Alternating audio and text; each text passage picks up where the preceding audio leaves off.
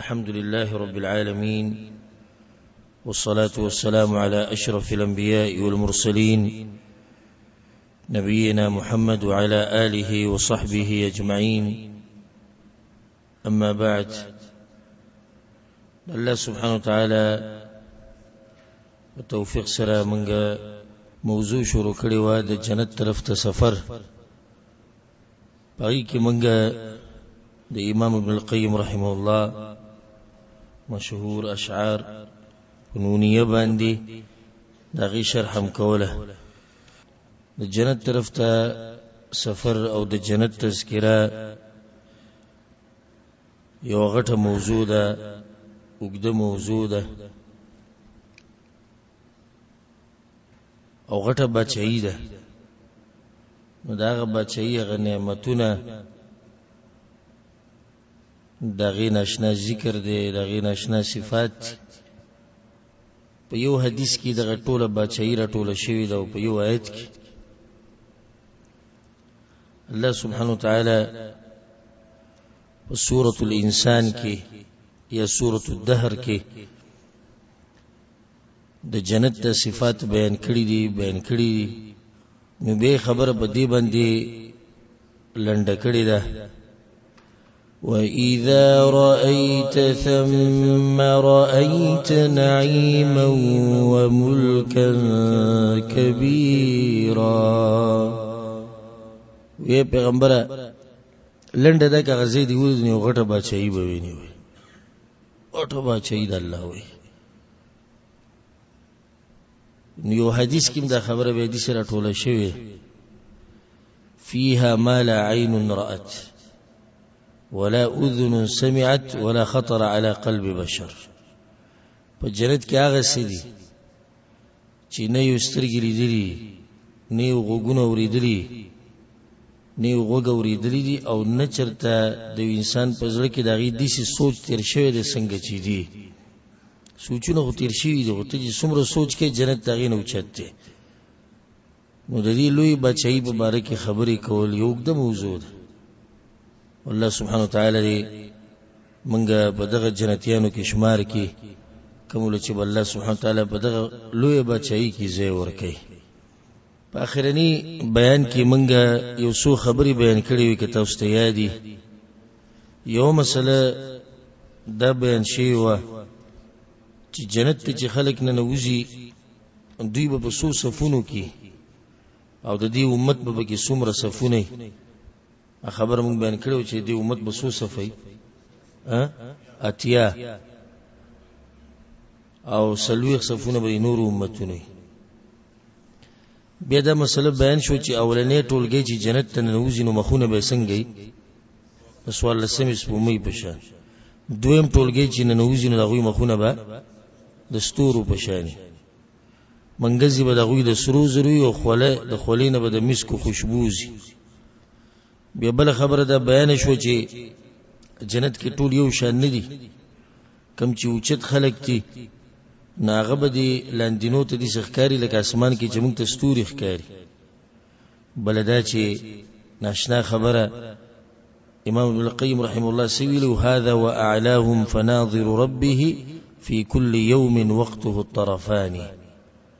چې کوم د ټول نو چت ناغه په ورځ کې الله ته دوه پیری ګوري. بیا چې کوم لاندینی درجه ولا ټول نه لاندینی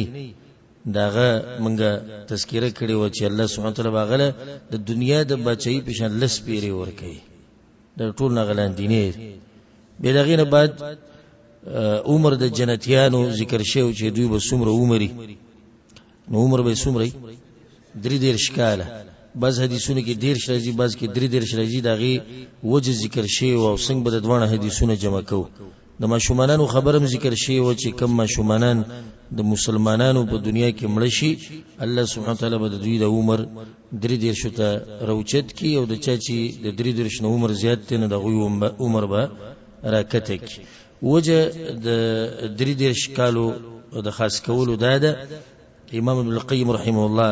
ویلو هذا وسنهم 3 مع 30 التي هي قوة الشبان.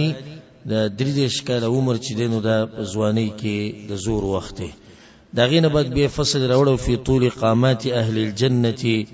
وعرضهم د جنتیانو دنګواله او د غوی پلنواله او دا خبره ذکر شوی چې د غوی دنګواله به څومره شپېته غزه پلنواله وغزه اگر که حدیث ضعیف ته خو بیا هم دا وغزه د شپېتو سره سره برابر دي داغینه بعد بیا فصل ذکر شوی فصل فی حلاهم والوانهم او په نسخه کې راځي فی لحاهم والوانهم دا غوی ګیره او دا غوی رنگونه نو دا غوی مخونه به تک سپینی ګیره بیني سترګې به دي چې لکه دا چې توري شوی او دنه د سترګو د تورواله به سختوري او سپینواله به تک سپینی او ځکه امام القیم وی هذا کمال الحسن فی ابشارهم وشعورهم وكذلك العينان ويدغه د ټولو نو چت خایسته چې مخ تک سپینی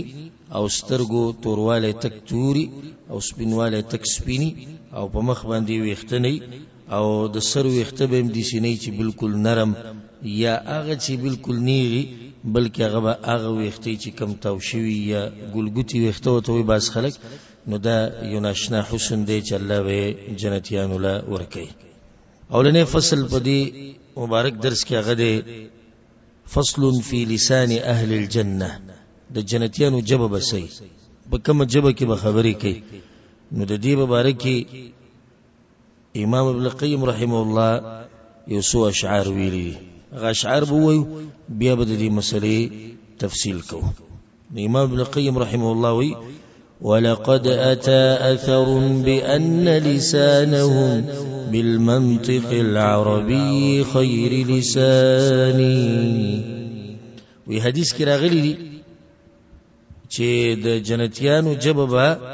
عربی جبه دوی په عربی کې خبرې کوي خیر لسانی چې د جبو کې غوړه جبه ده لكن في إسناده نظر ففيه راويان وما هما ثبتان مشکل ودار چې په سند کې د دې کلام دی او د دې په سند کې دوه راویان راځي چې هغه کمزوري دي مضبوط نه دي غسوقتي أعني العلاء هو ابن عمرو ثم يحيى الأشعري وذان مغموزان وی مطلب میرے العلاء چې هغه زوی د عمرو دی العلاء ابن عمرو الكوفي دویم دی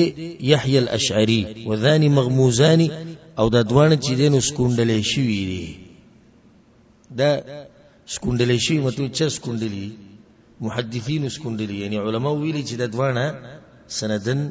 چې کله دوی راشي په حدیث کې نو د حدیث سندن کمزوري ولې چې د دوانه کمزوري او چا کمزوري کړی دي محدثینو کمزوري کړی شرح دې مسلې غدا ده عبد الله ابن عباس رضی الله عنهما روایت ته کم ته چې د امام ابن القیم رحم الله اشاره کړې ده باغی کې ده دي چې د عربو سره محبت د درې خبرو د لاسه کوي عربو سره مینه محبت کوي لأني عربي زكي چې بخبر عربي والقرآن عربي او قرآن بعربي جبه كده وكلام أهل الجنة عربي او د جنتيانو جبه اغبم چې دینو عربي دا حدیث سندن کمزور ہے بلکې بعض علماء دي ته موضوع او منګړت ویلې وجد اغي د غدور او یان دي کوم چې په سند کې راغلي دي اولنې العلاء ابن عمرو الكوفي او دویم دی يحيى الاشعري يحيى الاشعري او د دوانه چې دنو کمزوري راویان دي حاصل د خبرې ده چې د دې مبارک قرآن او حدیث کې سندي راغلي چې د جنتیانو جواب وکمه وي او نه دا چې د قیامت پر ورځ بل حساب کتاب په کومه جبه کې کوي د دې څه پته نشته خود دومره ده چې د عربی جبه مبارک بیا هم کمزوري حدیثونه شته او د نور جبه مبارک هیڅ نه دی راغلي نو دا کمزوري خبرې دي چې بعض وی د جهنميانو جبه فارسی او د جنتیانو به عربي او بعض سریانی جبه ذکر کوي او بعض بل ذکر کوي بس به کله پښتو ذکر کوي پښتو نه غړ دغه جوړ کړي موږ د عربی په مسله کې لګیو چې دې کې صحیح سند نشته او دی وی کوم جبه ویل کی پښتو. بعض وی د آدم علیه السلام جبه پښتو، آدم علیه السلام جبه سوا پښتو. زمونږ په دې قوم کې بعض دي قوم پرست، د څه ویل کی قوم پرست. د دې قوم پرست د ډیر زیات دي او نن سبا تاسو په سوشل میډیا باندې نه دا قوم پرست د دوی دین سره هغه د ځلن بیان کوي. ظاهر کوي موږ الله والله رسول منو، نور دینی خپل قوم دی بس جبا پښتو دای معبود دی د دې بندگی کوي. کوم خبره چې د پښتو سره برابرۍ صحیح ده، پښتو کته پښتو برا، پښتون قوم کته پښتون قوم برا، پښتو کته پښتو برا. ځکه بعض شاعران په دې پښتنو کې تیر شوي دي، هغه په جنت پوری خاندري دي په خپل شاعرۍ کې. بعض شاعران دي چې تیر شوي دي چې هغه په عربي ژبه پوری تر دې چې بعض ولایات بالله د قران او د حدیثو په کې استهزاء کړي ده. هغه موږ سره شتي ما غټول غا شعر ځن سره جمع کړي کمپیوټر کې را سره پراته دي چې هغه په دې باندې قران او حدیث ورته کی چې لکه دا خبره د پښتو خلاف ته. بعض وی چې په جنت کې بهوري ولایات بالله شاعر لګیو وی په جنت کې بهوري یو کسر بدوی او غبدیسی یا بدیسی وی دا ټول ولعیاذ بالله ثم والعیاذ بالله وی دا خبري چې د پښتنو د غیرت خلاف دي. د جنت وی زمانه دی بکار د دوی معبود هغه په اصل کې د پښتو ده، هغه د قوم دی قام پرستی دی درجه ته ورسی. بازوی وی جهنم ته دینه نوزم خو چې د سره نه نوزم د پښتو سره نه نوزم پته به دی ولای کی جهنم ته نه نوځي کنه به پښتو پته ولای کی. منګه د قوم سره محبت کو، د جبه سره محبت کو، خو د شریعت او حدود کې دنه، د شریعت په حدود کې دنه کمزې کې شریعت او زمنګ پښتو او زمنګ قوم ټکراو خوري التمنګ شریعت ورکو په جبه باندې او په پښتو باندې. والله العظیم والله ته قسم خورم او چې څوک به خپکی الله دې زر پیری خپکی. په کمزې کې چې پښتو د قران او حدیث خلاف راشي پښتو علم د خپل بوت په پاکوما په دې پښتو باندې زه بوت پاکوم ځکه چې دا پښتو ما په دنیا کې کمزې دي چې اسمان ته خېجولم چې په آخرت کې وماله ترقی راکړي. په دنیا کې مال کومه ترقی را کړې ده چې د مال په آخرت کې ترقی را کوي. تعصب د قومیت لپاره، د جبې لپاره، د ملک لپاره د مسلمان شان نه دی، د مسلمان شان نه دی. مسلمان کار د قران او حدیث سره کچرته پښتو د قران او حدیث سره برابر و ډیره خده کنه برابر ورور د پښتو د خپل جیب کې ځان سره کېده. ځکه ما سره یو کس لګیو باسي کو غم د قوي پښتو زمونږ مور ده کله پښتو زمونږ پلار ده. نبی ماته دا وی چې دا پینسې د دې گیټونه بر ساتل دا حدیث کې ثابت دی پیغمبر صلی الله علیه وسلم. او خیر وي پښتو معاشره کې چې دا ټکی ویونه بس د دماغ مې بالکل ټک شو. ما د پښتو په معاشره کې خو د انډیا ډمان په کور کې غړیږي چې دې برت کړي. د پښتو په معاشره کې په واده کې چې ډمې راولي په دې چې درت کړي. د پښتو په معاشره کې چې الک مخ د جنې په شان جوړي چې دې برت کړي. د پښتو په معاشره کې بس چې الکان یاران ساتي چې دې برت کړي. د پښتو په معاشره کې چې ټنګ ټکور او د قصې کیږي او د چرس مرس او نشیز کیږي په بیٹکونو کې او ناسی او هغه غزلی وایي چې هغه حرام دي د عشق او د محبت هغه خبرې چې کمی کوي په غیر چې درت کړي وای.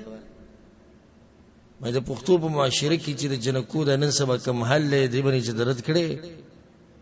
د پښتو په معاشره کې چې کم اختلاط شروع شوی د لکانو د جنکو بغیر چې درت کړي.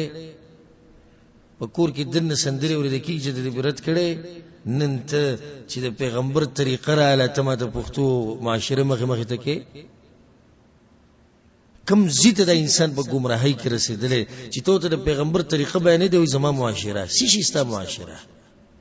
دا معاشره د پښتو ده. که مخ کې بو غواړي هم د دې قران او حدیث پرانا کې به مخ کې زی نور مخ کې نشي. دا تعلیمات به حیا پرده عزت احترام درنواله دا موږ ته قران او حدیث د پښتو نه مخ کې خولې پښتو کې لا په بس زینو کې دې خبرې شتي چې هغه د درنواله سره ټکراو خوري خو شریعت کې دې خبرې نشته په پښتو کې ته دا وي موږ په پښتو کې غیرت ته غیرت ته په پښتو کې د دې چرور د نکور تر اتلیش کاکا زوی ماما زوی کور په منځ کې ناسي کني ناسي شریعت وې نشي کې ناشته نو غیرت پس کې شو په شریعت کې شو په پښتو کې شو په شریعت کې غیرت شو دا فائدې ده ساتي چې موږ د قوم سره محبت کوو د جبه سره محبت کوو زمونږ جبه زمونږ قوم دي او دا زمونږ د قوم سره محبت ته چې هغه ته دین بیانو دا یو محبت دی او ټول غټ محبت ده چې کوشش کوو چې دا قوم الله جنت ته بوزي د جهنم نه بچ خو دومره سره محبت نه کوو چې د شریعت ته حدود نه بسیا وړو دومره محبت وسره نه کوو بس خلک د دې قوم نه یو بت جوړ کی دغه بندگی کوي دا یو بت شي کنه ورون موږ توحید په درس کې سو چې وثن هر هغه شی ته ویل کیږي چې د الله نه علاوه بندگی کوي نو د دې قوم نم یو بت جوړ شي د دې جبې نم یو بت جوړ شي چې خلک به بندگی کوي الله دې دغه حالاتونه موږ ساتي نو دا غلطه خبره ده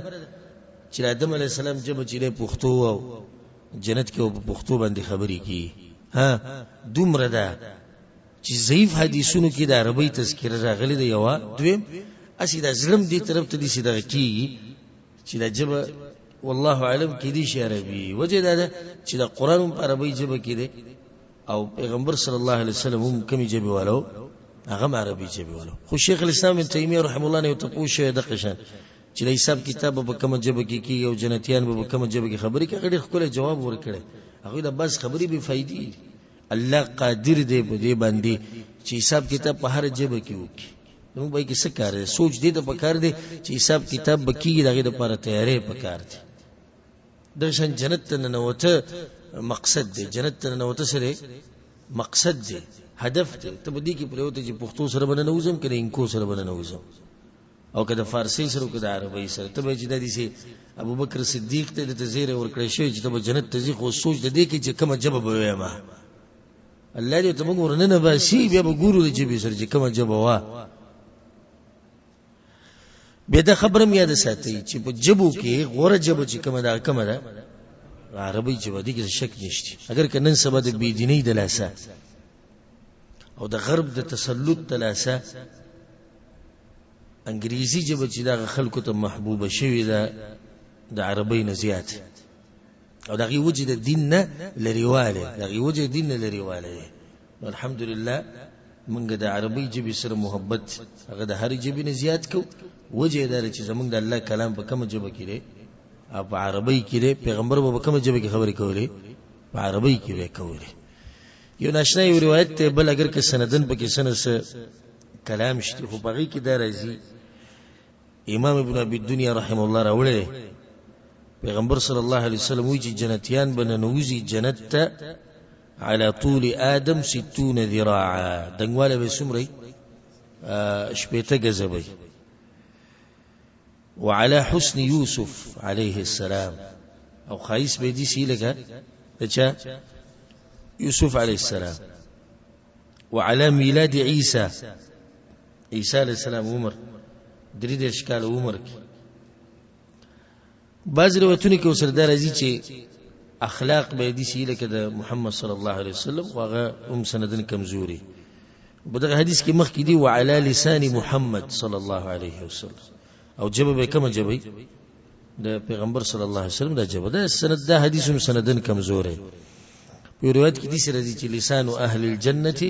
عربي د جنتیانو جبه چې دا عربي دا هم چې دنه سندن کمزوري روایت ته خو بیا هم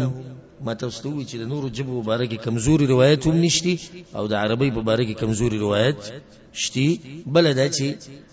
قران په عربي جبه کې دی وهذا لسان عربي مبين او دغه شند پیغمبر صلی الله علیه وسلم جبه چې دغه هم عربي و دغه نه باندې فصل راوړی فصل في ريح اهل الجنه من مسيره كم توجد پدې کې دا بیان کړی دی چې د جنتیانو خوشبو په څومره اندازه کې به دا محسوسيږي خوشبو مسله بیانې. نو په دې کې مختلف روایت راغلي، بعضو کې 40 کاله اندازه ذکر شوی ده، په بعضو کې 80 او په بعضو کې 100 او په بعضو کې 1500. به دا ټول جمع کړي دي. دا نه چې احادیثو کې په ظاهر کې دي ښکاری چې دا خو به ټکراو یو حدیثونو به پریدو نه، دا به پریدو نو. د دې جمع کېدو یو طریقه شته، هغه به بیانو ان شاء الله. امام ابن القیم رحمه الله وی والريح توجد من مسيرة 40 وإن تشأ 100 فمرويان. خوشبو د جنت مندلکیږي با من مسيرة 40 د سلويختو کالو د مزل په اندازه باندې محسوسوي.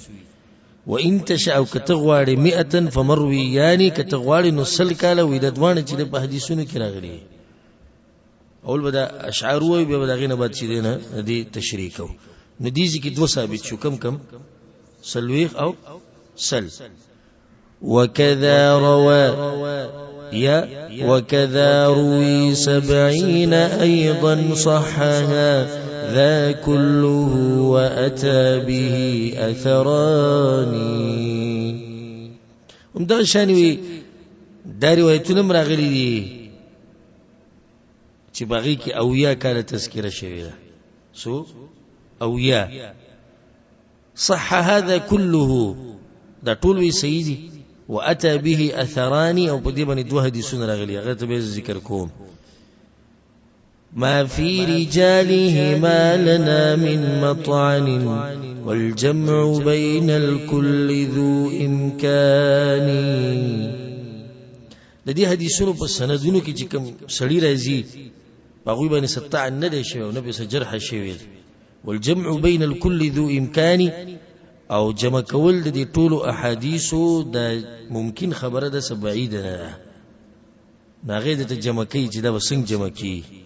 ولقد أتى تقديره 100 ب5 ضربها من غير ما نقصان. او یقینا راغلی د اندازه 100 کاله چې 100 کالو له ضرب ورکی په 5 کې شو 100 له ضرب په 5 کې ورکی نو 500 شو کنه، من غیر ما نقصانی، بغیر د نقصان. نو سو ثابت شو سلويخ 100 او یا او 500. إن صح هذا فهو أيضا والذي من قبله في غاية الإمكان. وكذا رواية ثابت شي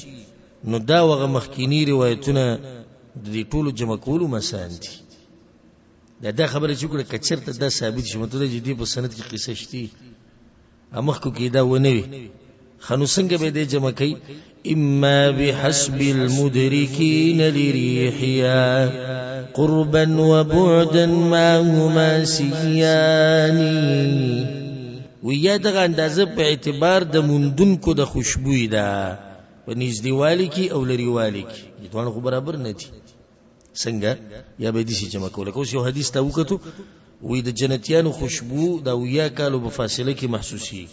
یو کې دي 40 کاله، بل کې دي 100 کاله، بل کې 1500 کاله. دا څه قصه شو؟ دا ټول حدیثونه جدا جدا راغلي. ناولنې جواب ته تداوي اما بحسب المدركين لريحها قربا وبعدا، په اعتبار د مندونکو بداديسي د هر انسان د بن محسوسولو هغه طاقت خو یو شان نه کنه، د هر شری قوت یو شان. بعض خلک بن لري فاصله کې محسوسولای شي، خوشبو محسوسولای شي، بعضی نشي. نو دا به د انسانانو د طاقت پورې خبره ده. بعضو ته به د جنتیانو د خوشبو د 40 کالو په فاصله کې محسوسيږي. نو کم چې د دنه تکړه دی نو دته وسو کې وسلو کې یا باویاو کې یا په 500 کې. حدیثونه ټول جمع شو کې جمع نه شو، ټول جمع شو. دویم جواب دا ذکر کړي او باختلاف قرارها وعلوها ايضا وذلك واضح التبيان. او یا بدا په اختلاف د اوسېدو د زی او چتواله داغي او لريواله داغي هغه اندازه باندې به دا خبره وي دا خو واضح مطلب دا شو چې د جنت درجه خو یو شان نه دي کنه بعض اوچتي بعض کته دي نو کې دي شي چې دا چې کم نږدې دي کته دي د دوی د خوشبو ته محسوسيږي د سلويختو کالو په اندازه کې هغه کم چې بر دي سلو کالو کې او یا 500 کې دای دریم جواب واور أو باختلاف السير أيضا فهو أنواع بقدر إطاقة الإنسان او یا دا په اختلاف د مزل سره دی چې مزلم ټول یو شان نه نو د سلويختو کالو مزل ذکر کړي دا او یا کالو مزل په اندازه د سلو کالونو مزلونه ټول یو شان دي او چې د چا مزل روي د داغهونه کمزور دی د چا مزل چې څه دی تیز دی نو کله چې اختلاف د انسانانو ته وګورو دوی د طاقت ته بیا اختلاف د درجاتو ته وګورو او بیا اختلاف د مزل د اندازې ته وګورو نو واضح شو چې د حدیثونو کې څه ټکراو نشته ناشنا خبره ادا کړې دا په دې باندې دا فصل ختم کړو دي ته وکولو ما بين الفاظ الرسول تناقض بل ذاك في الافهام والاذهان وینشتي په ما بین د الفاظ د رسول الله صلی الله علیه وسلم کې څه تناقض بلکې دا تناقض او ټکراو وي زموږ په ذهنونو او په دماغو کې راځي ما بین الفاظ الرسول تناقض کې دي نشي چې یو حدیث د بل په خلاف راشي دا خو به دروغ شو او دا هغه وحي بیانینو څنګه په وحي کې ټکراو راځي بل ذاك في الافهام والاذهان کټکراو چې تراغم او کچته سم مشکل پیدا شو دا به زمو ست په ذهن کې راځي دا به قرآن او حدیث کې نه وي نو کله چې سوال کوي د یو مسلې په اړه کې تاسو ته کې اشکال لاشي نو دې سوال کوي و زما په ذهن کې اشکال راغلی دی زما په ذهن کې اشکال راغلی چې یو دا حدیث ته بل دا حدیث ته د بسنګ جمع کو دې سوال کوه دې موجب دي حدیثونو کې اشکال لې یا ټکراو دې په حدیثونو کې نه د خطبه پوښوي نه اوس دا حدیثونه زیر د ذکر کومه اولنې حدیث کوم د صحیح بخاری کې دی کوم چې امام القیم ته اشاره وکړه چې سلويختو کالو په اندازه کې بدوی ته بن او خوشبو محسوسي او پای کې د من قتل نفسا معاهدا لم يرح رائحة الجنة وإن ريحها ليوجد من مسيرة 40 عاما صحیح بخاری کې د روایت چا چې یو دي کافر مړکو چې هغه معاهده کړی د مسلمانانو سره او مسلمانانو ول امن او امان ورکړي نو دای سره جنت ته نه وته پرې د جنتیانو خوشبو به نه لګي د جنت او د جنتیانو خوشبو ليوجد من مسيرة 40 عاما رسول کالو په اندازه کې محسوسيږي سلوخ کاله بيدوي وان تشاء 100 فمرويان او کته وغړي جسل کاله نو په دې کې یو حدیث دی او غده د ابو هريره رضی الله عنه من قتل نفسا معاهدا بغير حقها چاچی یو کافری مړکو دا غسر معاهده شوی بغیر د حقنا لم يرح رائحة الجنة وإن ريح الجنة يوجد من مسيرة 100 عام دي كده سوكالو تذكرة ده دي كده سلوكالو تذكرة وكذا روى 70 يروي 70 نبغيكم هديش تي باي كده دي وإن ريحها ليوجد من مسيرة 70 خريفا دي سو تذكرة لا او ياكلوا تذكرة لا سنن الترمذي كده حديث ولقد أتى تقديره 100 ب5 ضربها من غير ما نقصان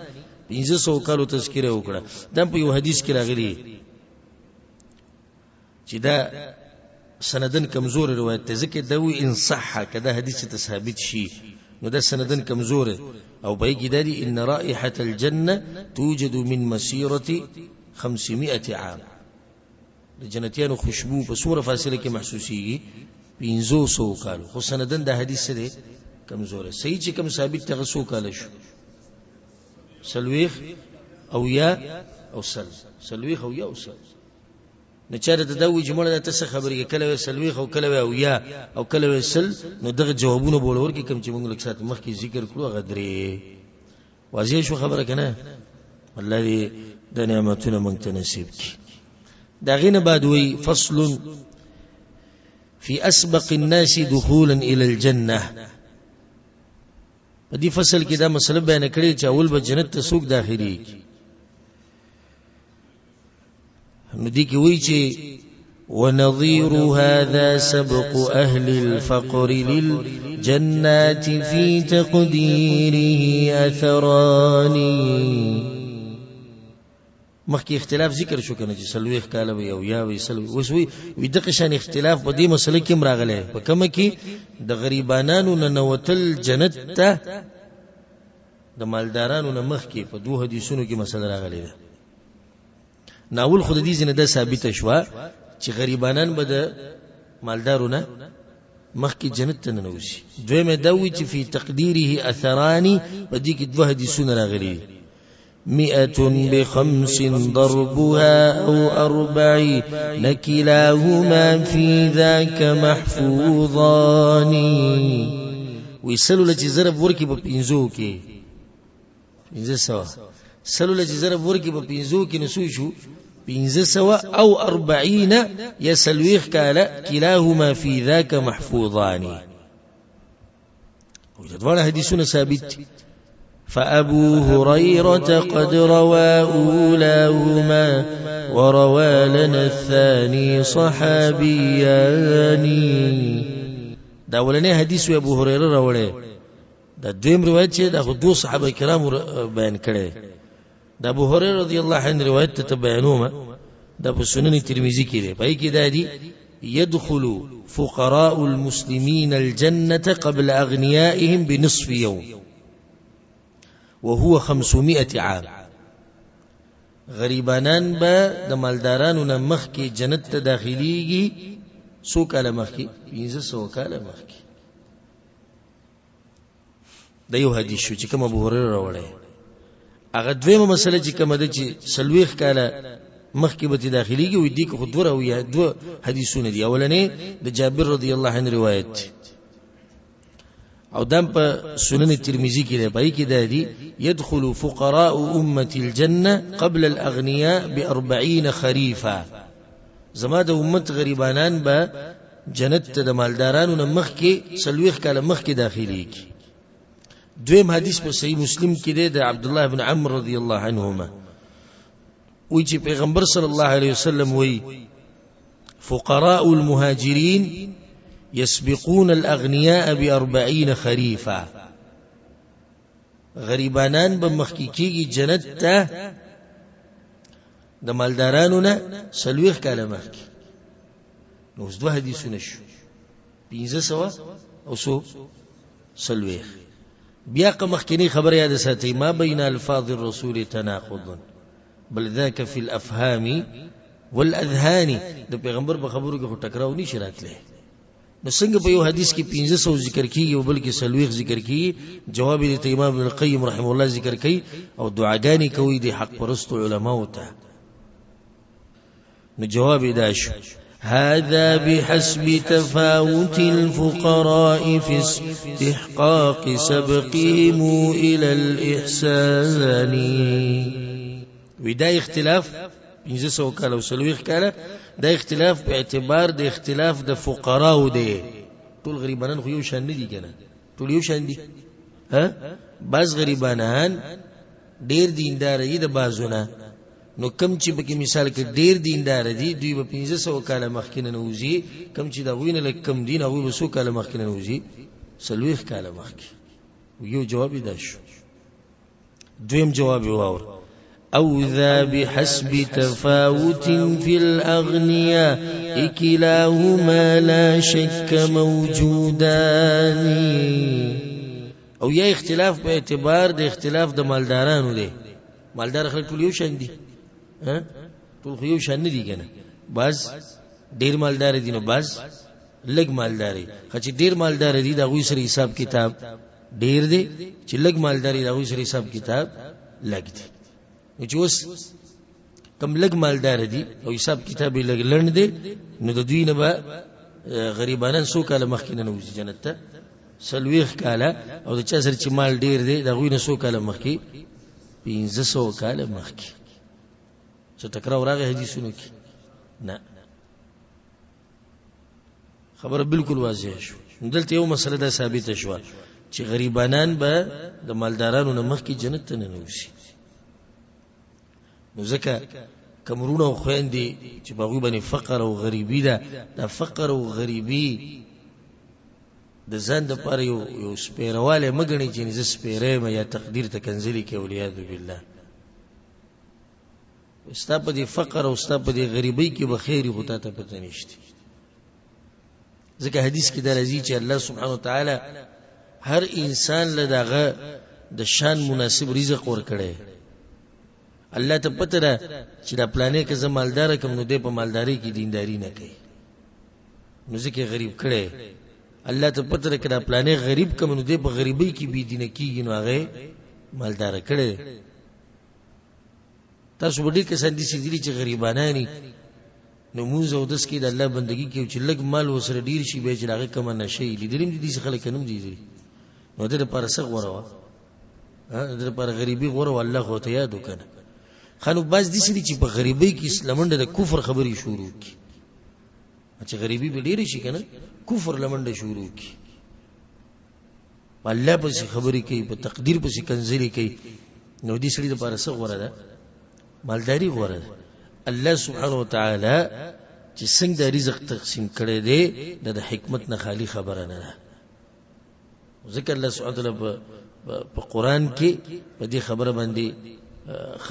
تفصیل کړي دی زې په زې چې رزق تقسیمول الله سبحانه وتعالى وی د منګه تقسیم کړي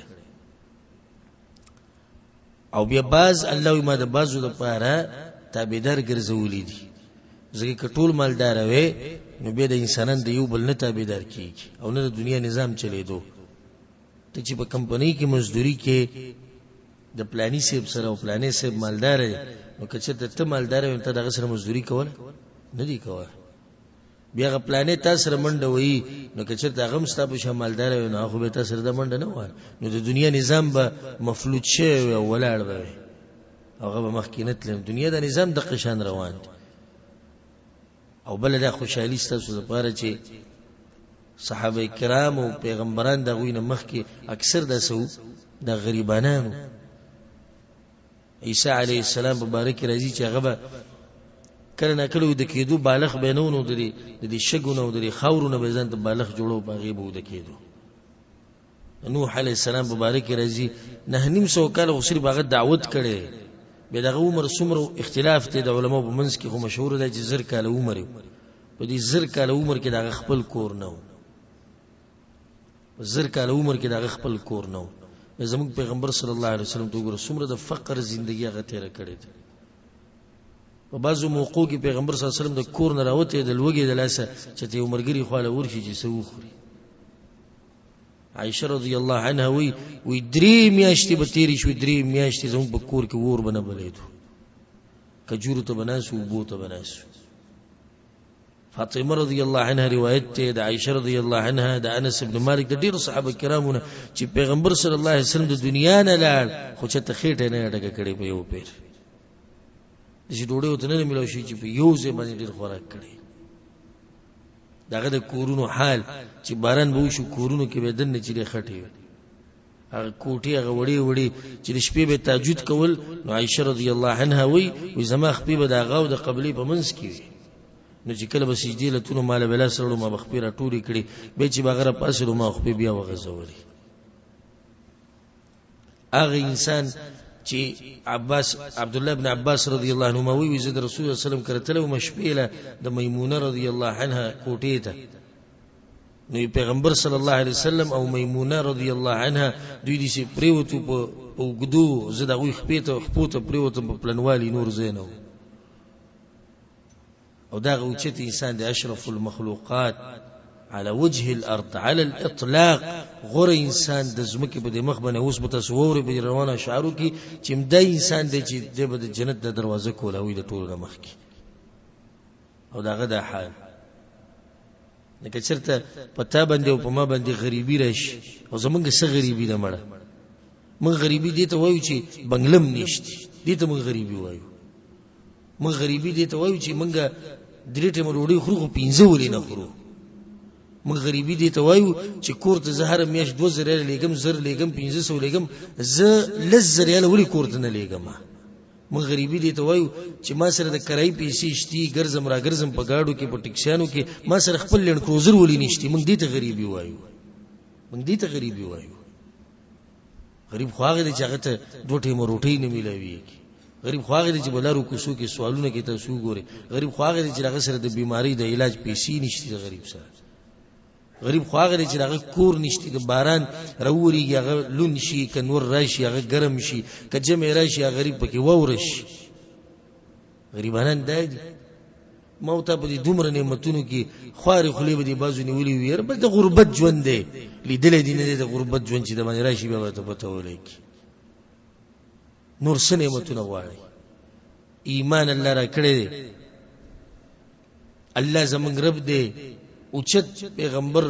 په پیغمبرانو کې زمونږ پیغمبر دی زمونږ سردار دی صفا عقیده را کړی د روح بدن را کړی د بچی را کړی دی خزی را کړی دی یو دیسی ملک را کړی دی چې الته هغه ته زمونږ نسبت کیږي چې زمونږ ملک شتي زمونږ زیشتي امن او امان را کړی دی یلا چې تاسو کې د سوریه والنه تاسو کې د عراق والنه تاسو کې د افغانستان والنه تاسو کې د کشمیر والنه تاسو کې د بورما والنه چې ته پته ولګي چې په کوم نعمتونو کې پروت دا غینه بعد بیا موږ وایو غریبي کم ځکه ده دې د غریبي وایو دا کم نعمتونه چې موږ سره دي کنه د هغه په خانو خلکو د مالدارانو سره نو د بچایانو سره نو کم نعمتونه چې موږ سره دي ستاسو کمره کې ایسی لګیدلې چې څنګه ته موسم غواړي ځان له جوړ کې د قارون سره د ایسیانو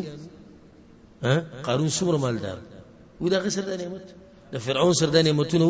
گاډه و د فرعون سره جازو د غسر نو تاسو د هر څه شتي بیا هم ته غریبي ما کوم ځکه د غربت هیڅ غربت نشته هیڅ نعمتونو کمې نشته خدای زمونږ غنا شکرې ده وإن تعدوا نعمة الله لا تحصوها إن الإنسان لظلوم كفار الله إذا إنسان ديدس إذا مسه الشر جزوعا وإذا مسه الخير منوعا الله كتشت الشر وتورسي مصيبت معمولي ورورسي ببيع زمانه گيلي كي بما بزي خبري كي الله وي او هر ذكي ناسي شكوي شكايتونه كي او سترستو مانا جوند وإذا مسه الخير منوعا او چې مالدار کم وي بیا هغه مال د الله په لار کې بیا نه لګي به دومره کې دي ځان سره جمع کی تدري انسان طبيعت نو شکر وباسي چې الله سبحانه وتعالى تاسو د نعمتونو درکړي په کوم ملګرو باندې چې غربت او فقر دی هغه ته نصیحت کوم د دې مبارک جمعات نو د دې مبارک درس نه چې دې کې به خیری دې کې ټول خیر زمونږ د لپاره پروت یوازې دې خیر ته وګوره چې غریبانان باندې نوځي جنت ته د مالدارانو نصوص او کاله مخکي 1500 کاله مخکي یو حدیث کې دام راځي چې یو کس راغی په پیغمبر صلی الله علیه وسلم پسې وی رسول الله تاسو سره ډیر محبت رسول صلی الله علیه وسلم نو به ځان تیار کې غریبۍ ته به ځان تیار کې څه ته غریبۍ ته اکثر د نیکان خلک چې تاسو یې نه په الله باندې مين خلک دوی باندې د جون لګرا تنګي وجره چې الله ول اخرت غ نعمتونه ورکړي نو په دې مخه پکېږي بلکې سوال دا کوي همیشه دا چې الله د ایمان غربت او فقیرۍ نم ساته دغه نقصانی خبره چې وسړی په ایمان کې غریب شي دا د تباہی خبره تباہی الله دې موږ د هغه غربت نه لري ساتي او الله سبحانه وتعالى زمونږ مالونه پراخه کی او زمونږ رزق دی الله پراخه کی او الله سبحانه وتعالى دې موږ له دومره دنیا راکی چې زمونږ گزاره په رواني او موږ پکې په حیا او په عزت سره ژوند تیر کو او الله دا غ مال موږ لري ساتي کم مال چې موږ لري کید الله د دین نه ها د دین خدای ثابت شو چې غریبانان به مخ کې زیاده مالداران او ذکر کوي چې په طول کې مخ کې سوق زی هذا واولهم دخولا خير خلق الله من قد خص بالفرقان او دا خبر واوره او د ټولو خلقو د مخ کې جنت ته داخلي دن کې هغه بهترین مخلوق دی چې الله غ خاص کړو په قران سره رسول ته پیغمبر محمد صلی الله علیه وسلم ټول نمخ کې جنت نه وتون کې زموږ پیغمبر صلی الله علیه وسلم حدیث کې درځي په صحیح مسلم کې دا حدیث ته رسول صلی الله علیه وسلم زبراشم آتی باب الجنه زبراشم د جنت دروازې یوم القیامه د قیامت پر فاستفتحون زبا وتم چې دروازه کولاو کوي فیقول الخازن د جنت خزانچی بوي من انت تسوق نو زبا وتم چې محمد صلی الله علیه وسلم نو هغه بوي چې بک امرت الا افتح لاحد قبلك ما تم دا ویلې شوی دی چې دی انسان ته ور کولای د دره مخ کې بچاته ورنه کولای په بل حدیث کې درځي دم په صحیح مسلم کې انا اکثر الناس تبعا يوم القيامه پیغمبر صلی الله علیه وسلم وی د قیامت پر ورځ به ټول زیات تابعدار زمای وانا اول من يقرع باب الجنه او زاول نه کسمه چې د جنت دروازه به ټکوما اولنې انسان چې د جنت دروازه به ټکای هغه څوک دی هغه زمونږ خوږ پیغمبر صلی الله علیه وسلم دی د دینه بعد به موږ غریبانه یو ها سم خیال د دینه بعد به څوک وي چې موږ غریبانه یو زمونږ پیغمبر زمونږ د امت سردار هغه به جنت دروازه کولاوي والانبیاء على مراتبهم من التفضيل تلك مواهب المنان او پیغمبران ټول انبیاء بیا په خپل مرتبو سره به داخلي او دا ور کړه دا او رحمتونه دي د منان ذات دي کې دا مسله ثابت کړي چې اول به پیغمبر صلی الله علیه وسلم داخليږي بیا به څوک داخلي ها بیا د نور پیغمبران او د ټول مرتبه معلومي بل چې ټول غرواله خو یو شان نه دي کنه پیغمبران جملتن ټول غره دي پیغمبران ټول سړي غوره دي خو بیا باز په بازو باندې غوره دي تلک الرسل فضلنا بعضهم على بعض الله باز پیغمبران ما غوره کړی دي په بازو باندې ولقد فضلنا بعض النبيين على بعض سوره الاسراء کې الله چې باز پیغمبران ما غوره کړی دي په بازو باندې نو دغه شان به د جنت ته نوتوغه ترتیب دی هذا وأمة أحمد سباق باقي الخلق عند دخولهم لجناني او إذا خبرا وورا او أمة محمد صلى الله عليه وسلم مخكي دون كديد نور أمتنا وننوتوك جنتها سبحان الله ودي طول امتونو کی اولنې امت چې په جنت ته ننوزي و امه احمد سباق باقي الخلق عند دخولهم لجنان ناغه امت احمد صلى الله عليه وسلم دي واحقهم بالسبق يسبقهم الى الاسلام والايمان والتصديق بالقران او به ډیر حقدار په دې امت کې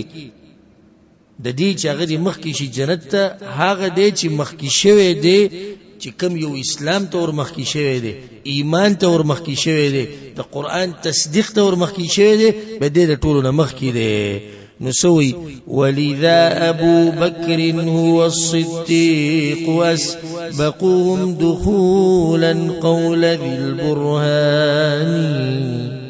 د دې وجنا ابو بکر چې صدیق رضی الله عنه مشهور دی په صدیق باندې وی هغه بل ټول نه مخ کې نه نوزي جنت ته دا وینا وی د دلیل والده بغیر دلیل نه دی وی دا امت خو بنه نوزي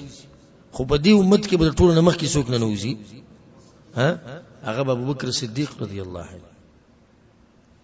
په دې باندې دلیل چې دا امت په مخ کې نه نوزي په حدیث کې دا راځي پیغمبر صلی الله علیه وسلم وی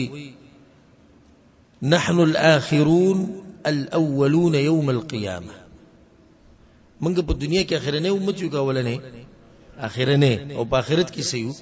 اولنه ونحن اول من يدخل الجنه او زمونږ د امت اولنه امت ته جنت ته وننوسي بل حدیث کې راځي د صحیح بخاری کې ده نحن السابقون الاولون يوم القيامه منګ قیامت پورز سبقت کون کیو جنت ته د نور امتونو نه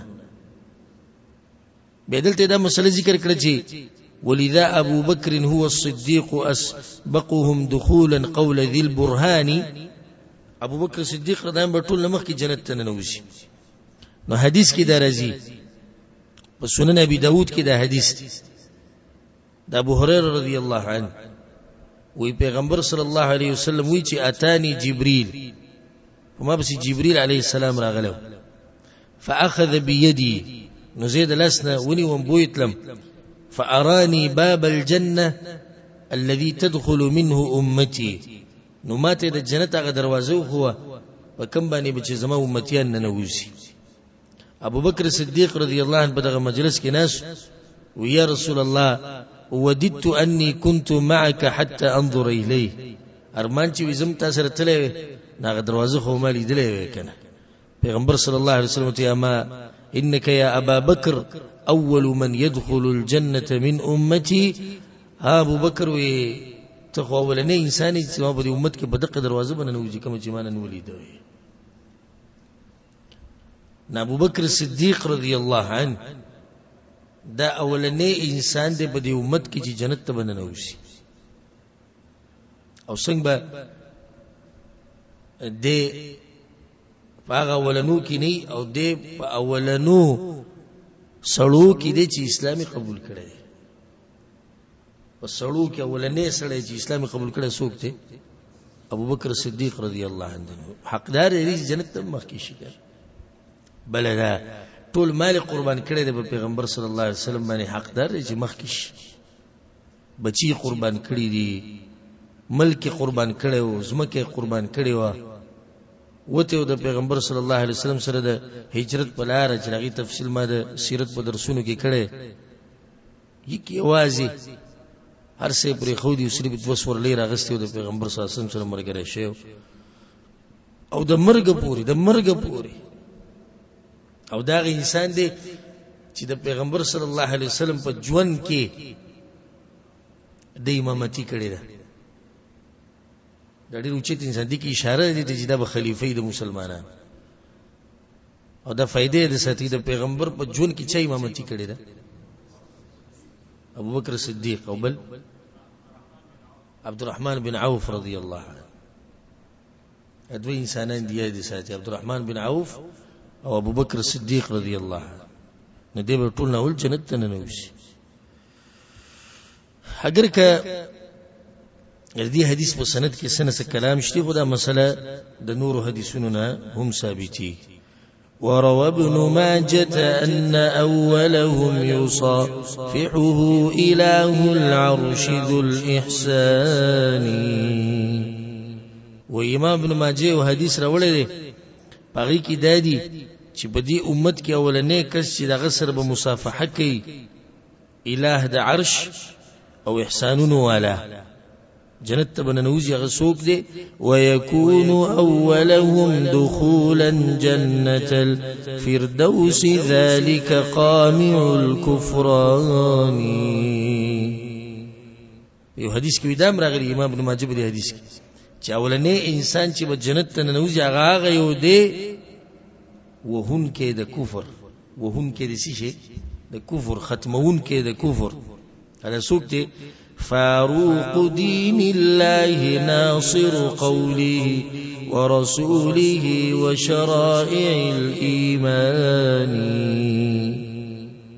ويا غدي كده عمر فاروق فرق کار کون کې د حق او د باطل په منځ کې مرسته کون کې د الله د دین دغه د وینا دغه د پیغمبر دغه د احکام. امام ابن ماجه کوم حدیث وروړي پای کې دادی چې په دې امت کې اولنې کڅوک دي چې نه نوځي په جنت ته عمر بن خطاب خصوي. لكنه أثر ضعيف فيه مجروح يسمى خالدا ببيانه. خوینا دا سندن کمزور ځکه چې د کې یو راوی دی چې دغه نوم خالد دی او مجروح دی. نو دینه ثابت شو چې د امام ابن ماجه رحم الله د روایت سره کمزور دی. په سند کې وې څوک دی راوی دی سنو مې خالد. د فائدې د ساتي انسان چې څومره مخکې لاړ شي کنه او څومره مغټ شي خو انسان دی لازم خطا کیږي. دا حدیث کوم ته امام ابن القیم اشاره وکړه، امام ابن ماجه رحمه الله راوړی، د دې په سند کې یو راوی دی داوود ابن عطاء المدني، دا غدل سند کمزور خالد پکې شته نه، کمزور خالد دا پکې نشته. خو امام ابن القیم رحمه الله دې کې سهو شو، نو داوود په ځای سوې خالد وي. دا فائدې د ساتي دومره غټ انسان سهو کې دی شي، خطا کې دی شي، نو کچرته او عالم خطا شي نو دوه خبرې دي ساتي. یوا د عالم په کم علمي باندې دلالت نه کوي. اوس د علم دریاب د امام ابن القیم رحمه الله په اشعارو کې ته دین واضح کوي، دیم په دې کې سهو شي. نو آیا د دلیل له بدی باندې چې د کم علمو نه دویما په غلطه کتابداري او ملګرتیا به نه کوي. اوس امام ابن القیم زمونږ په زړونو کې یو ناشنا مقام لري چې الله ته معلوم دی، خو آیا د دې مقام د لاس اوس موږ سوې چې نه هم دغه خالد دی او خالد دی نه. درېمه خبره د امام ابن القیم رحمه الله په غلطۍ باندې رد کول چې دې کې د خطا شوی دی، آیا د دلیل له بدی باندې چې موږ دغه بے ادبی وکړه نه. ولې دا باز ملګری زمونږ نه خبکی کله چې موږ په یو مولا باندې رد وکړو، نن سبا مولا او مولا من مقرر اسی هغه تقریر چې قصه گو، نو کچرته وایو چې پلاني قصه گو مولوی صاحب دا قصه دروغ وي، دا خلک سره شي او شنه شي، اوه دومره غټ مولا ته وایي چې دې نه پوهیږي بڑا وکینا. دا کوم ته چې ته مولا اول خدا مولا نه دی، مقرر دی، سب تقریر نه کوي. قبل پرز دی مولام شو، عالمم شو، تکړه ایو مسله خطا شو، من به وایو چې د خطا شوی. ولی مونږ ته د نن سبا د مولا د امام ابن القیم رحمه الله نزیات ګران دي، نزیات خو نه ګران. نو چې امام ابن القیم رحمه الله خطا شو او دوی چې یسمى خالدا ببیان راوینم خالد دی، مونږ نه خطا شوی دی، راوینم خالد نه دی، راوینم داوود دی. په سند کې داوود ابن عطاء المدني راځي، محدثین هغه کمزور کړي، د دین قطعا دا نثابتي چې موږ د امام ابن القیم رحمه الله بے ادبی کوو، الله دې هغه وخت نه راولي چې موږ د دې څخه ټول علماء بے ادبی وکړو. خدا خبره موږ ته دی امام ابن القیم بخپل خو ولې هم د دې نونیه چې اول نه وې، نو زه په کې دا مسله بیان کړې ده، وې زمونږ کار د دلیل سره دی چې کوم طرف ته تاویږي موږ سره تاویږو. نو دا خبره راته دوه خو چې تاسو په حق پس روان شئ، د چا په رائے د چا په غلطۍ پسې مزه. الله دې په دې منهج موږ مضبوط ساتي. نو دې کې دا مسله ثابته شو چې امام ابن ماجه رحم الله چې کوم روایت راوړی پای کې سړي چې څوک به مخکېږي، څوک به مخکېږي، عمر فاروق، خو سندن څه دی کمزور دی. بیا هم ته امام ابن القیم رحم الله وی کچر دا حدیث صحیح شي، نو د دې بل جواب دی لو صح كان عمومه المخصوص بالصديق قطعا غير ذي نكران. وکچرته دا حدیث صحیح شي، کچرته دا حدیث صحیح شي بالپرس چې عمر بن خطاب با اولنې کس نه نوځي، نو دا به سي د دین به مستثنا کیږي څوک ابو بکر صدیق رضی الله عنه، چې داغه لپاره خاص حدیث ذکر شو. نو مطلب بدلته داش چې اولنې انسان چې جنت ته نوځي په دې امت کې هغه عمر فاروق دی. مطلب دا چې د ابو بکر نه ورسته، د چا نه ورسته؟ د ابو بکر نه ورسته. اوس نور کسان ذکر کوي په یوسو اشعارو کې چې دوی به مخ کې جنت ته نوځي. هذا وأولهم دخولا فهو حماد على الحالات للرحمن. او ادام واورا اولنې داخلي دن کې او اولنې داخلي دن کې جنتونو ته غوړي چې الله ډېر حمدونه ویلي، چې الله حمدونه ډېر ویلي. إن كان في السراء أصبح حامدا أو كان في الضراء فحمد ثاني. کچرته ای په خوشالو او په راحتونو کې نو هم د الله حمدونه وي، او کچرته په تکلیف کې نو بیا بل قسم حمد وي. څنګه بل قسم؟ په نعمتونو کې چې کوم حمد ویل کېږي هغه حمد د شکر دی، او په مصیبتونو کې حمد کم یو دی هغه د صبر دی. خو په هر حال کې د الله ثناګانې وي، دغه مؤمن چې دې به جنت ته ننوتونکی اولنې هذا الذي هو عارف بإلهه وصفاته وكماله الرباني. وإذا خواغ إنسان دي چی پیجندون که دي خپل اله و خپل معبود لاره او پیجنی دا اللہ صفات او داغه دا ربوبیت کمالات پیجنی ذکر هر وقت صفتون و حمدون. وكذا الشهيد فسبقه متيقن وهو الجدير بذلك الإحسان. او دغشان شهید بم مخکینو داخلی دونکو کی جنت تا وی دا خو یقینی خبره ده او لایق ده چې شهید ننوزی اول چرته جنت ته وجدل چې سړی خپل بدن خاوري کو خپل سری خاوري کو خپل بچی قربان کړو خپل مال اهل او عیال ورثه پرې خو دولار د الله لپاره مرشو او ختم شو نو لایق دی د دې چې د مخ کی جنت ته ننوزي. وكذلك المملوك حين يقوم بالحقين سباقا بغير تواني. او دغشان اغا مملوک غلام مری او خادم چې کله پابندیو کې د دوانو حقونو نو دیب مخ کی جنت ته ننوزي. وكذا فقير ذو عيال ليس بالملحاح بل ذو عفة وصيان. او دغشان آغا فقير او غريب چې اهل عيال والده او د چاله سوالونه نه کوي بلکې عفت والا انسان دی ځان د سوال نه او د غوښتنو بچ ساتي دی بم جنت ته اولنې ننوزي. دیجی کیو مسئلہ دا کم اولنې نوزی ترتیب ټول ګډوډ نشو ها لازم بیا عالم ته زنګونان ماته کینی بعد یو عجز پشان چې علم زده کین او خبره ته مسله واضحه کی یعنی دې څه بدل دا اشعار ز پیدا کوم دی مکتبینه او لاندې مو ترجمه مولي کوم او کینه ګوره او 50 کاله ټیم دل در کومه کتب پوشي برش زمانون به بدل کی خو په شرط دي چې عالم ته قطعا نه واپس کی اشعار به او ترجمه به او 50 کاله عمر به یا به نشي پوهیږي لازم به واپس کی علماء ته ودا څنګه هغه دي سي وی اولنې انسان چې به داخليږي جنت ته چې الله حمدونه ډیر وي خپل رب پیجنی بیا وی شهید بم داخليږي بیا وی هغه غلام مری چې دوه حقونه ادا کړی دي بیا وی هغه غریب چې اهل او عیال دي او فقیر دي او غریب دي او د چا نه سوال نه کوي. حدیث کې دا مسله راغلي ټول حدیثونه ثابت دي. عبد الله بن عباس رضی الله عنهما روایت ته امام طبرانی رحمه الله راوړی پای کې دا دي اول من يدعى الى الجنه يوم القيامه اولنی کسان چې جنت طرف ته برابر لیکيږي د قیامت پر ورځ الحمادون چې الله حمدونه ډیر ویلي الذين يحمدون الله في السراء والضراء هغه دي چې الله حمدونه وي پر راحت کې او په سخت کې. به دې بل حدیث ته ګوره شهید او مری او بل څوک دي فقیر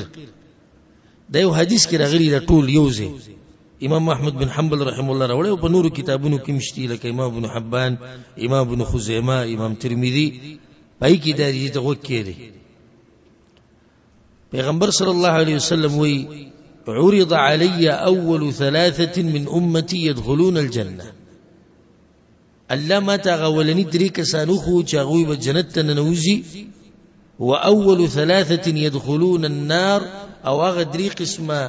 خلق چې هغه د ټولو نه مخکې جهنم ته ننوزي. فاما اول ثلاثه يدخلون الجنه هر چې هغه درې کسان دي چې ټولو نه مخکې به جنت ته ننوزي فالشهید اسوک دي شهید وعبد مملوک او هغه مری غلام بنده احسن عباده ربه ونصح لسيده د الله د بندګۍ حق مدا کړی دی او د خپل سید او د مشر حق مدا کړی دغه خدمت برابر کړی دغه دوه حقونه دي کوم چې موږ ذکر کول. وفقير متعفف ذو عيال او هغه غریب او فقیر چې اهل عیال دي حالات په ډیر سختي خو بیا هم د چانه سوال نه کوي خپل مهنت او مزدوري کوي. واول 3 يدخلون النار او هر چې هغه درې کسان دي چې ټول مخکې به جهنم ته ننوځي فامیر مسلط هغه مشر چې ظلم کوي وذو ثروة من مال لا يؤدي حق الله من ماله او هغه مالدار چې الله ول ډیر مال ورکړي د خو بیا هم د الله حق نه ادا کوي وفقير فخور او هغه فقیر چې غریب دی خو چال چلني د متکبرینو دی خبرې د غټو خلکو کوي نو دا درې اولنی کسانی چې جهنم ته بننوځي ول یاد بالله اخره کې دا خبره چې دا څنګه دا قسم خبرې شو نو یاد ساته اولنې امت چې جنت ته ننوځي هغه څوک دی زمونږ د امت په امت کې اولنې انسان څوک دی ابوبکر صدیق دی بیا ابوبکر صدیق په څوک دی عمر فاروق دی بیا د نور کسان بننوځي جنت ته نو دا څنګه حدیث کې خو دې اولنی دلته دا اولنو مطلب دا دی لکه اوس دا وی چې الله حمدونه چې وای نو مطلب دا شو مدانه چې علی الاطلاق دوی به مخ کیږي مطلب دا شو وی کم خلق چې د الله ذکر وای کم خلق چې د الله ذکر وای په دوی کې د ټولو نه مخ کې جنت ته ننوتون کې اغه دي چې هغه د الله حمدونه ډیر وای اوس ورسېږي کنه علی الاطلاق خبره نشو کنه ها د دین د پاره قربانی ډیر خلکو ور کړی خدای دې ته وی دغه قربانی چې چا مور کړی د په دوی کې اولنې انسان چې جنت ته وننوځي هغه څوک دی هغه شهید دی چې د قربانی ډیره ده نو مطلب دا نه چې شهید د ټول نه مخ کې بزي دا مطلب نشو کوي به دوی هغه غلام مری نو مریان خو هم جنت ته ځي کنه نو په دې مریانو کې غلامانو کې د ټول ناول چې به جنت ته ننوځي هغه دغه دی چې دوه حقونه ادا کړي په نسبت نور مریانو شو مطلق خبره نشوه بیا وی غریب نو غریبانان خو ډیر غریبانان دي چې جنت ته بننوځي خو په دې غریبانانو کې اولنې غریب چې جنت ته بننوځي هغه دي چې اهل عیالي دغه د لپاره مزدوري کوي تکلیفونه برداشت کوي او د چا نه سوال نه کوي سن غواړي ګینې دي څه کې دي چې هغه غریبوم جنت ته لړ شغه سوال چې کړي تلې شي جنت ته کې نشي تلې شي خو دې به مخ کیږي اوس به کې اشکال پاتې شو حدیث رب درس ختم کو ان شاء الله پر روان درس کې با فصل فی عدد الجنات واجناسها جنت په څو قسمه ده دغه تفصیل به بیانو به دغه نه بعد د جنت خاوره هغه څنګه ده د جنت خختي هغه څنګه دي د جنت ونی هغه څنګه دي او په جنت کې به کمرې او خیمه څنګه دې تفصیل به ان شاء الله پر روان درس کې کو الله سبحانه وتعالى دې دغه اوچت جنتونه مونږ ټول ته نصیب کړي او څنګه چې الله سبحانه وتعالى مونږ په دې مبارک جمعات کې یو ځای کړیو دغه شان دې الله مونږ او څوک چې دا بیان اوري او څوک چې یې او څوک چې نشر کوي الله دې مونږ ټول په جنت الفردوس کې خپل پیغمبر محمد صلی الله علیه وسلم سره یو ځای کې الله سبحانه وتعالى زموږ په مور پلار باندې خصوصي رحم وکړي کم چې مړ دي الله دې هغه ته جنتونه نصیب کړي او کم چې ژوند دي الله دې هغه په ژوند کې برکت واچي هذا والله اعلم وصلى الله وسلم على نبينا محمد وعلى آله وصحبه أجمعين.